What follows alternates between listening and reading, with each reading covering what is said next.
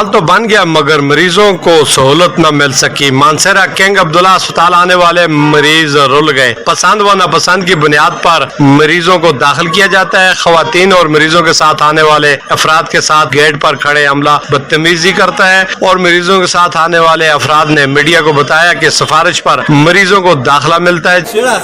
सिफारिश होते हैं उसको छोड़ते हैं, उसका काम होता है, जिसका कुछ नहीं होता उसका कुछ भी नहीं होता। हम खुद इधर देखते हैं सिक्योरिटी सब सिस्टम हमने देखा है। जिसके सिफारिश होता है उसको सुलाते भी हैं, उसको छोड़ते भी हैं, सब काम करते हैं। जिसका सिफारिश भी होता है उसको कुछ वो इधर